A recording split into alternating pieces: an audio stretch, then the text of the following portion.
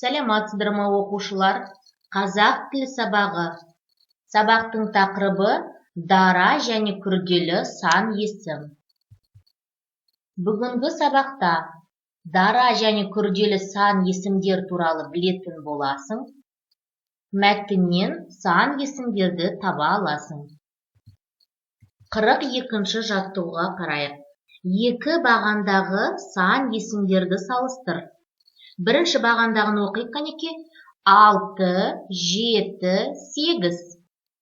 Енді екінші бағанды. 16, 27, 18. Енді әр бағандағы сан есімдер неше сөзден құралған? Бірінші бағандағы сөздер бір сөзден құралған. 6, 7, 8. Ал екінші бағандағы сөздер екі сөзден құралған. 16, 27, 18. Яғни оқушылар осыған қарап, қандай қорытынды шығаруға болады? Сан есім дара және күрделі болады. Дара сан есім бір сөзден тұрады. Күрделі сан есім екі немесе одан да көп сөзден құралады. Күрделі сан есімдердің құрамындағы сөздер бөлек-бөлек жазылады. Мысалы, 19, 112. Осы ережені жаттап алыңыздар. Келесі 43-ші жаттығу. Мақалды жатқа жаз. Білгенің 19, білмегенің 99. Енді осы мақалдағы сан есімдердің астын сызайық. Білгенің 1, неше 1, неше 9. Білмегенің 99, неше 99. Енді бұл сан есімдерді кәнеки ажыратайық. Дара ма, әлде күрделі ма?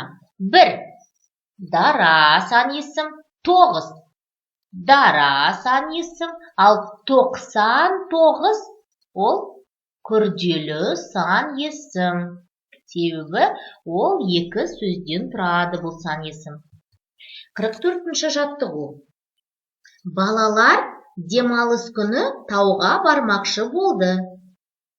Серуенге шығуға дайындалды. Сол сәтте оларға хабарлама келді. Оны оқыған балалар тауға шығуды кейінге қалдырды. Қандай хабарлама келді деп ойлайсың? Оқушылар, қандай хабарлама келді деп ойлайсыздар? Яғни, мен ойымша ол ауа райының бұзылуы туралы хабарлама келді, я? Мысалы, бізге де қазір бір күн бұрын телефонымызға SMS келеді, я? Хабарлама келеді. Яғни, ертең жел болатын, немесе аяз болатынын туралы хабарлама келеді, я? Оқушыларға да дәл сондай хабарлама келген ғой, я? Сондықтан да олар тауға шықпайтын болды.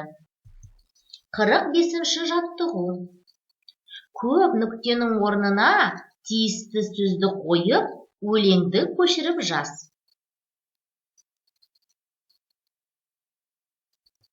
Енді кәнеке қарайық. Мекен, екен, кен. Ата, байтақ, жерінде. Енді кәне осы жерде сіздер өздеріңіз кәнеке ойланып, қандай сөздерді қай жерге қою керектігін тауып алып көріңіздер.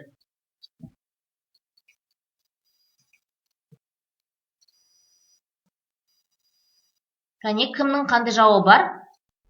Яғни ата мекен, сосын байтақ екен, сосын жерінде кен.